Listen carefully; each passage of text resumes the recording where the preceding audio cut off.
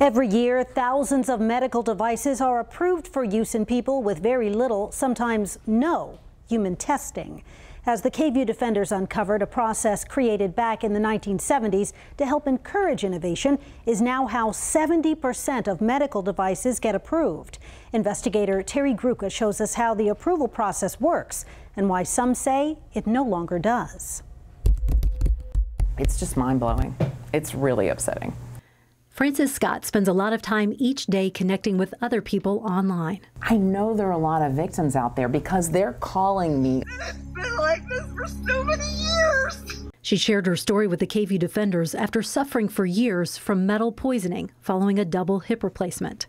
A metal-on-metal hip that did not get tested in humans before it was allowed on the market by the FDA. It's a loophole that has affected tens of thousands upon thousands of people. Attorney Mark Lanier does not represent Frances, but represents hundreds of people suing the makers of metal-on-metal hips. So many of our doctors that we've put under oath and talked to about this were stunned to find out that the company never tested the device in people. Devices like hip replacements, pacemakers, and stimulators can be approved two ways. The first, pre-market approval, or PMA. PMA is the most stringent. Manufacturers must provide scientific evidence that the device is safe and effective. Most of the time, this involves human trials. 510K is a process the FDA enacted back in the 1970s as a way to get devices to the market faster. Those devices only had to prove that they were substantially equivalent to a device already on the market.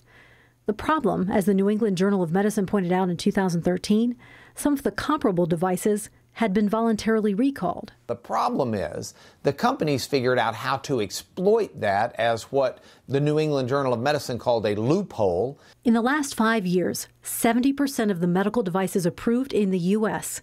were approved through the 510K process, meaning the majority of devices approved, more than 18,000, have never been tested in people.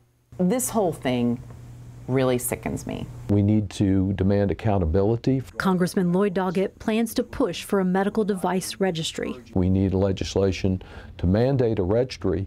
Some within the FDA think a registry is a substitute for effective pre-approval testing. I don't. I think we need them both. Hi, girl. Frances knows the need. Even today, she's lucky to get 2 hours a day where she's not in pain while standing. Until we get it, we're not safe. We're not. So she spends a lot of time online answering emails from others who continue to suffer. For the Defenders, I'm Terry Gruca. Congressman Doggett's Medical Device Safety Act is expected to be submitted next month.